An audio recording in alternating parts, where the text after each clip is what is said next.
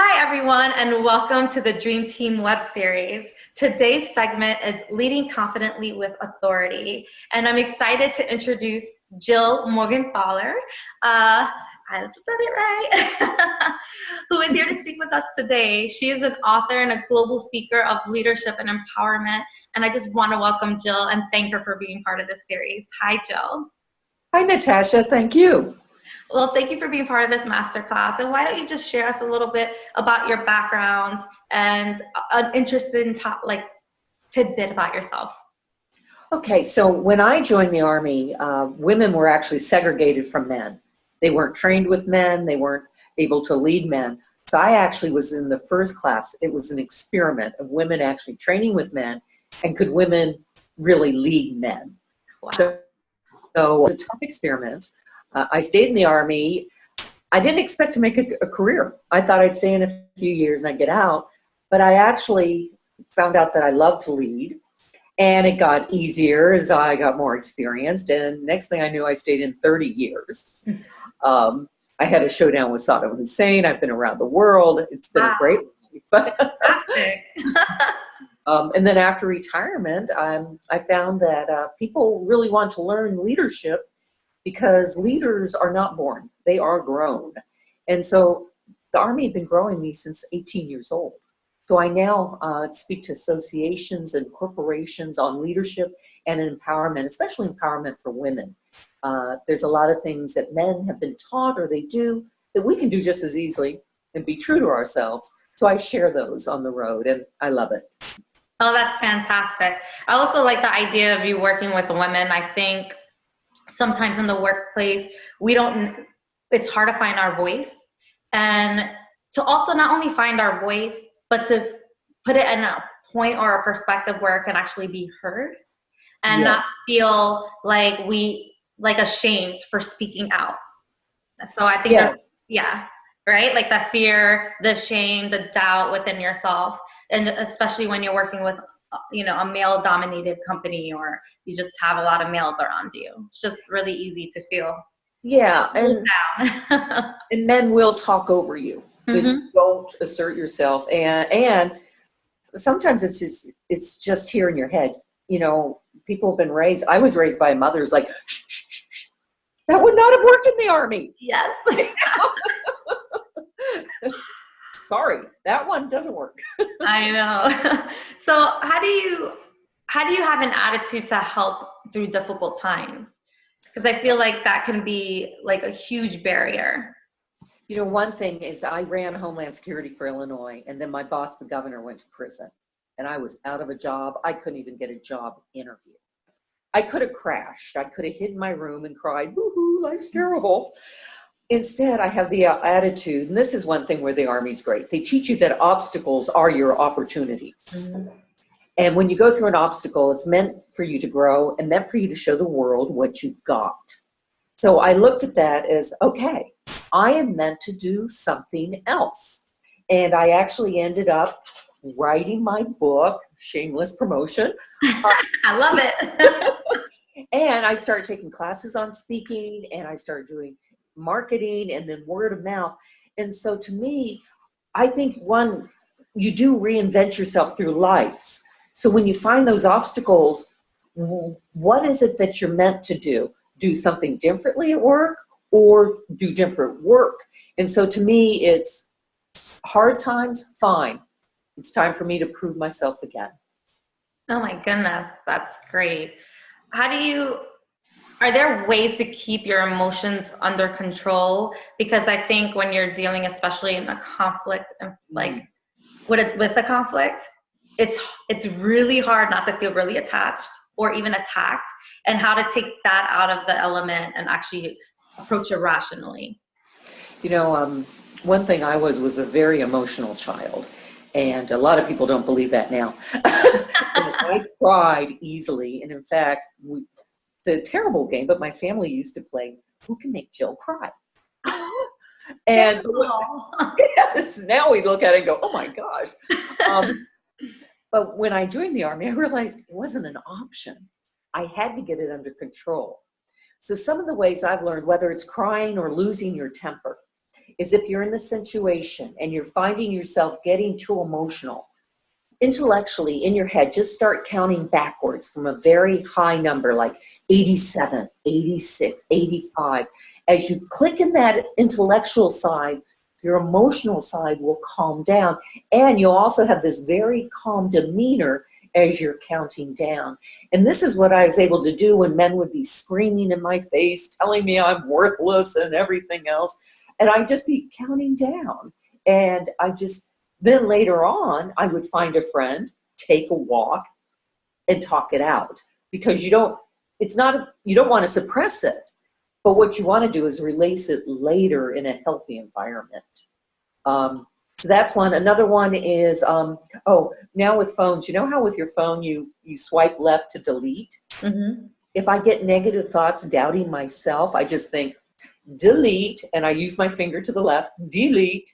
And it's great, because sometimes you do go to the dark place and you don't have to. That one I love because it makes me laugh too. I love that, because it's so easy to, when you're in a negative mind space, to just continue and like wallow in it. And if the longer you do it, the bigger it gets, and the longer you tend to stay in it. So I love that counting down. Sometimes when I'm sitting down and I don't want to do something, what I'll do, and I'm like, no, I don't want to do it, and I start to become like a brat about it, I do that. I'll count from 10, and then as I go to get to 1, it's like that feeling just like legitimately just like goes away. And I end up just get back on my task and do what I need to do, and let those negative feelings just kind of like go to the back burner. And I like that. I like that. I'm gonna have to do that when I want to procrastinate.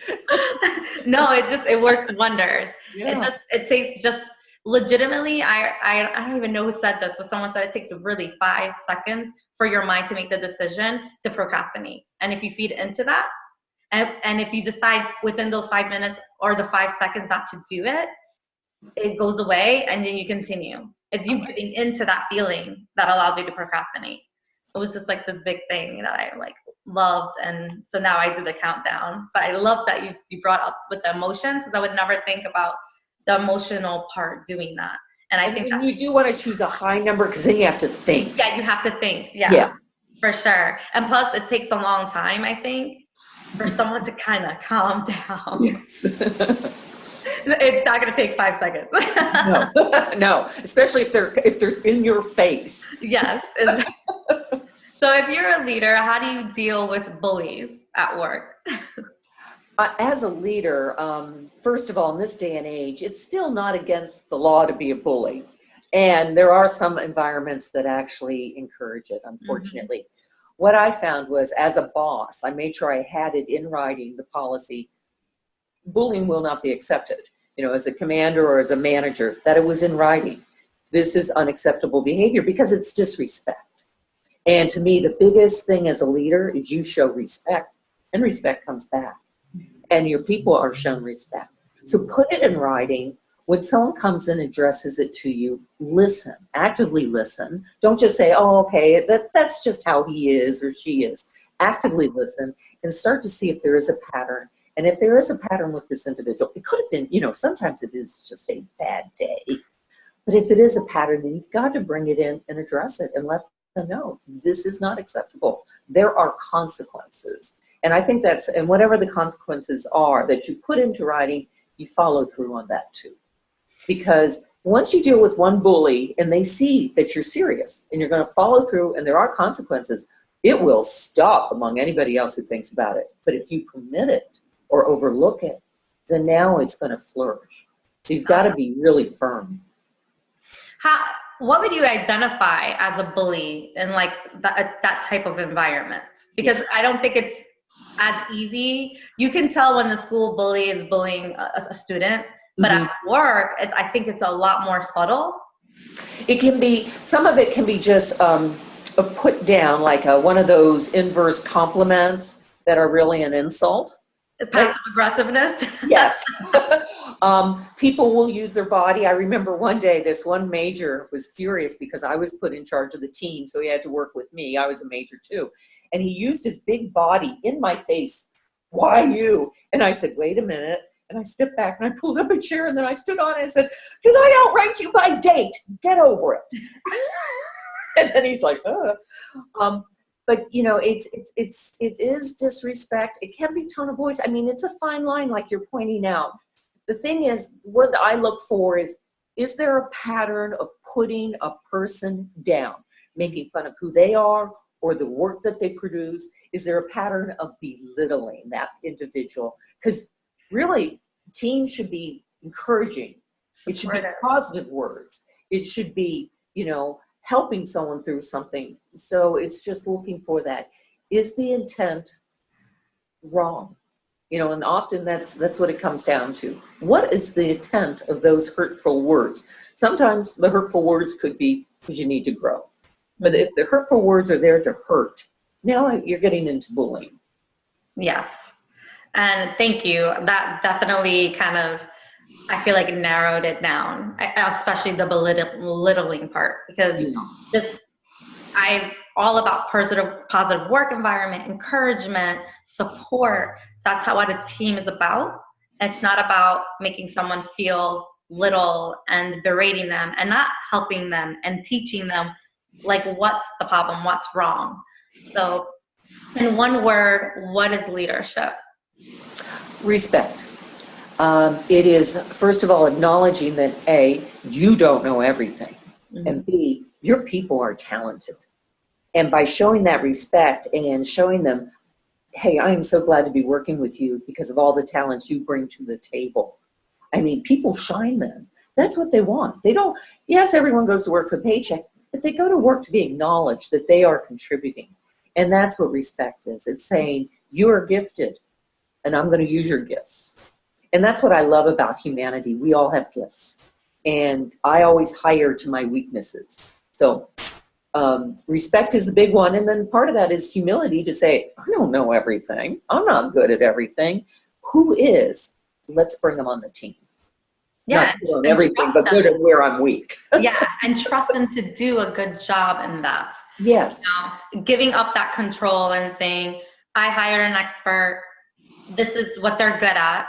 And I have to let go so that I can be able to elevate myself with the things that I actually do proficiently and I do well. And so that definitely is part of that. And I think that's totally a part of leading. When it comes to just leadership in general, and how do you do it for someone that's new, who's a new entrepreneur, who's bringing a team together?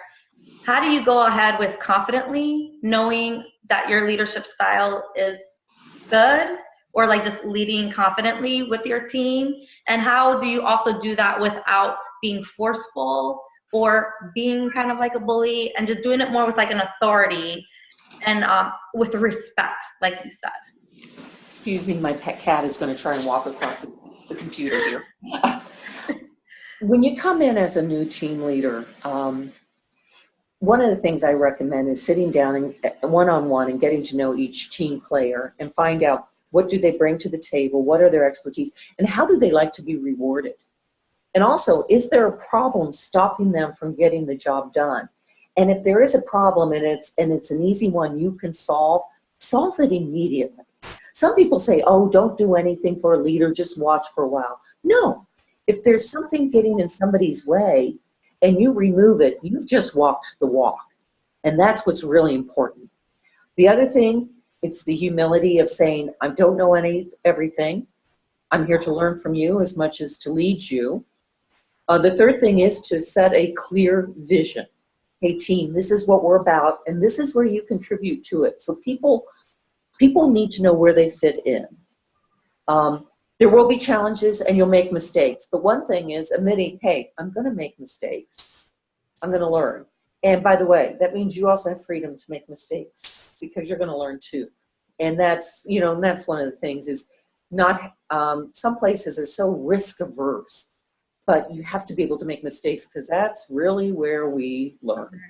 Yes, that's where you learn. That's where you grow.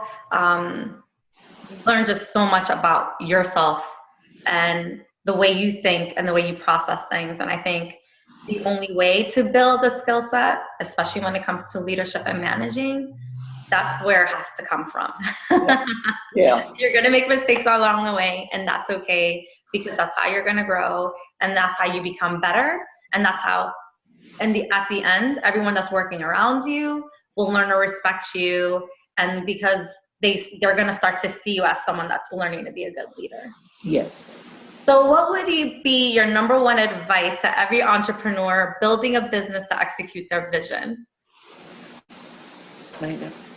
I think, first of all, it has to be a bigger picture. It's not about you. So whatever your vision is, it's going to be about the organization or the mission. It's going to be, this is what we're doing, and the why. Simon Sinek has that wonderful TED Talk. It's about the why. You need to figure out why. Why is it the mission? Why the team? And then even why you? Why are you the one leading this? And that helped me a lot in the Army. When men would challenge me and say, why you? I was able to say, well, the Army chose me for some reasons. So focus on your why as an entrepreneur, and that's going to keep you on task, because if you lose the why, then you'll find yourself going different ways, and then your business can fail so easily. Oh, I love that. I'm totally into, like, if your why is strong enough, you'll be able to get through anything to get to your goal. Like, you just have to make sure your why is really strong. And it's really in line with your vision. Yeah, and it needs to be the big picture. It isn't why because I want to make more money. It's why because I want to change the world in this way. Yes, yes. Yeah. And also, I always tell people, when something's generic,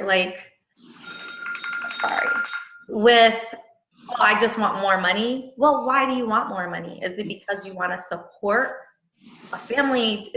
There has to be something there that you want, that you have to continue to dig deep. Why do you want to support your family? Is it because you love them?